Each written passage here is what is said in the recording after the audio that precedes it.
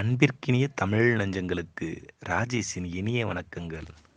இன்னைக்கு எதை பற்றி பார்க்க போகிறோம் அப்படின்னா, உயிரெழுத்துனா என்னது, அதில் எத்தனை வகைகள் உண்டு அப்படின்றதும், மெய்யெழுத்துனா என்ன, அதோட வகைகள், அதை பற்றி தான் பார்க்க போகிறோம். வாங்க இந்த வீடியோக்குள்ள மாதிரி போகலாமா? அந்த மாதிரி கண்டென்ட் வச்சு வீடியோ பண்ணணும் அப்படின்ட்டு நம்ம மனசுக்கு பிடிச்ச விஷயத்தையும் கண்டென்ட்டாக மாற்றி அதை வீடியோவாக போடுறதா நம்ம சேனலோட ஸ்பெஷாலிட்டி. உயிரெழுத்துகள் இரண்டு வகைப்படும். அவை குறில், நெடில் என்பன ஆகும். குறில் 12 உயிரெழுத்துகளில் சில எழுத்துகள் குறுகி ஒலிக்கின்றன. அவ்வாறு குறுகி ஒலிக்கும் எழுத்துக்களை குறில் எழுத்துகள் என்று குறிப்பிடுவர். அ ஆ இ ஈ உ ஊ ஏ ஏ ஐ ஓ ஓ ஔ. இவற்றில் அ இ உ ஏ ஓ ஆகிய ஐந்தும் குறைந்த அளவு நேரமே ஒலிப்பதால் இவற்றை குற்றெழுத்து அல்லது குறில் எழுத்து என்று குறிப்பர். அ இ உ ஏ ஓ குறில் ஐந்தே என்னும் நன்னூல் நூற்பா அ இ உ ஏ ஓ ஆகிய 5 எழுத்துகளும் குறில் எழுத்துகள் என்று குறிப்பிட்டுள்ளது. நெடில் 12 உயிரெழுத்துகளில் சில எழுத்துகள் நீண்டு ஒலிக்கின்றன. அவ்வாறு நீண்டு ஒலிக்கும் எழுத்துக்களை நெடில் எழுத்துகள் என்று குறிப்பிடுவர். ஆ இ உ ஏ ஐ ஓ ஔ ஆகிய 7 எழுத்துகளும் நீண்டு ஒலிப்பதால் நெட்டெழுத்துகள் அல்லது நெடில் எழுத்துகள் என்று குறிப்பிடுவர்.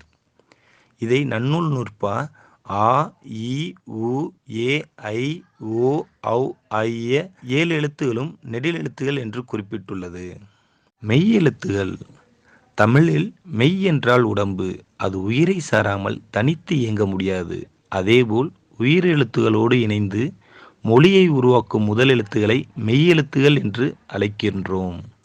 இக்கு இங்கு இச்சு இஞ்சு என்று தொடங்கும் இந்த 18 எழுத்துகள் எல்லோருக்கும் நன்றாக தெரிந்திருக்கும். அவற்றை ஒற்றெழுத்துகள் என்றும் சொல்வார்கள். தலைமேல் ஒரு புள்ளி இருப்பதால் புள்ளி எழுத்துகள் என்றும் அழைப்பார்கள். உயிரெழுத்துகளில் குறில் நெடில் உள்ளது போல் மெய்யெழுத்துகளில் கிடையாது.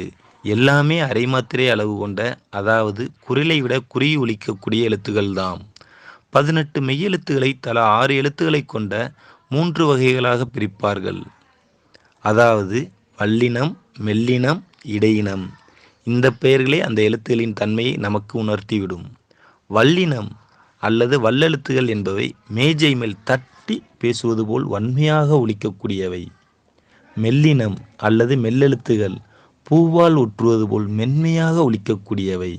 இந்த இரண்டு முனைகளுக்கும் இடையே உள்ளவை இடையின எழுத்துகள். வல்லின, மெல்லின, இடையின வகையைச் சார்ந்த எழுத்துக்களை எளிய சூத்திரப்படலின் வழியாக அறிந்து கொள்ளலாம். அதாவது கசட தபர வல்லினம், ஞஞன நமன மெல்லினம், எரள வளள இடையினம். மூவகை மெய்யெழுத்துக்களை நினைவில் வைத்துக் கொள்வதற்கு இந்த பாடல் உதவினாலும் அடிப்படையில் இதில் ஒரு சின்ன பிரச்சனை இருக்கிறது. க, ச, ட போன்றவை மெய்யெழுத்துகள் அல்ல, உயிர்மெய் எழுத்துகள்.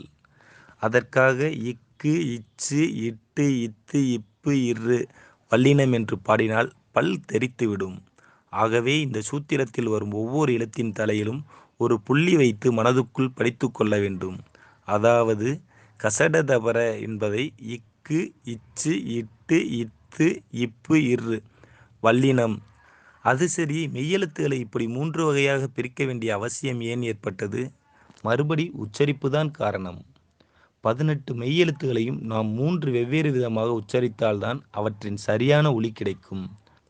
வல்லின எழுத்துகள் மார்பிலிருந்து தொடங்கி ஒலிக்க வேண்டியவை, சொல்லிப் பாருங்கள். மெல்லின எழுத்துகள் மூக்கிலிருந்து ஒலிக்கக்கூடியவை. ஆம், மெல்லின எழுத்துகள் மூக்கிலிருந்து ஒலிக்க வேண்டியவை. இடையின எழுத்துகள் மார்புக்கும் மூக்குக்கும் இடையே, அதாவது கழுத்திலிருந்து ஒலிக்க வேண்டியவை. இந்த உச்சரிப்பு முறையை நாம் நன்கு நினைவில் வைத்துக் கொள்ள வேண்டும். காரணம், தமிழில் பெரும்பாலான எழுத்துகள் 18 மெய், 216 உயிர்மெய் இந்த முறையில்தான் உச்சரிக்கப்படுகின்றன. அதாவது நாம் கி என்ற எழுத்து சொன்னாலும் அது இக்கு என்ற வல்லின மெய் எழுத்தில் தொடங்கி பின் ஈ என்ற உயிரெழுத்தின் தன்மையை பெற்று முடியும். ஆகவே அதை மார்பிலிருந்து தொடங்கி உச்சரிக்க வேண்டும். இதே சூத்திரம்தான் மீதமிருக்கும் எல்லா எழுத்துகளுக்கும். மெய்யெழுத்துகளில் நாம் தெரிந்து கொள்ள வேண்டிய ஒரு முக்கியமான விஷயம், தமிழில் எந்த சொல்லும் மெய்யெழுத்தில் தொடங்காது. இதற்கு ஒரே ஒரு விதிவிலக்கு, ஒலிக்குறிப்புகள். உதாரணமாக, சே கதவு கிரீச் என சத்தமிட்டது என்றெல்லாம் ஒரு சொல்லை அன்றி ஒரு ஒலியை குறிப்பிட்டு எழுதும்போது மட்டும் இந்த கட்டுப்பாட்டை மீறலாம். அதையும் தவிர்க்க முடிந்தால் ரொம்ப நல்லது.